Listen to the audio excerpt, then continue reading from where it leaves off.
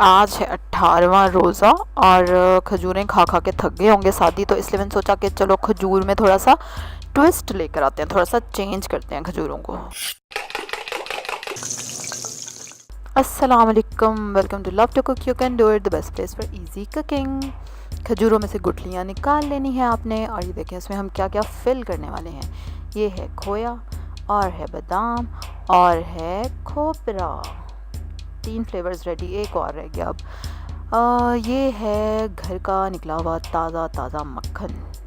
ठीक है, अब इनको मैं सारी खजूरों में फिल कर दूँगी।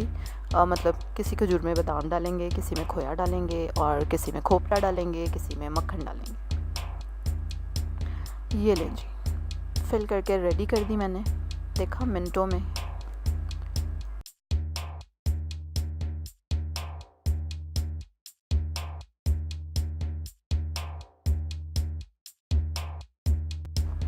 और ये देखें, इसमें सबसे ज़्यादा फेवरेट मेरी जो है ना, वो है बादाम वाली।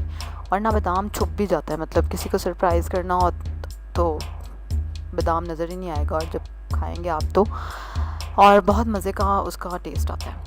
अब हम इसमें एक थोड़ा सा और क्या करेंगे, वेरिएशन लेकर आएंगे, इनोवेशन लेकर आएंगे। वो ये कि अब हम लेंगे थोड़ा सा मक्खन पैन में, और उसमें इन खजूरों को करेंगे सौटे थोड़ी सी देर के लिए, बस हल्की आंच रखनी है। खजूरें बड़ी जल्दी पकना शुरू हो जाती हैं और जल भी जाती हैं, इसलिए हल्की आंच रखनी है। और बस इसको ऐसे 1-2 मिनट के लिए हिला लें उसमें, और उससे भी इसका फ्लेवर बड़ा मज़े का हो जाता है। आप भी कमेंट्स में नीचे शेयर करें, कोई वेरिएशन, कोई फिलिंग बताएं खजूर में डालने के लिए। और इसी तरह की कोई मज़े की रेसिपीज़ देखने के लिए सब्सक्राइब करें फटाफट, अगर अभी तक आपने नहीं किया तो बेल आइकन पे क्लिक करें, लाइक करें, इस वीडियो को शेयर करें। और ये देखें हमारा प्लेटर रेडी है, एंजॉय करें इसको।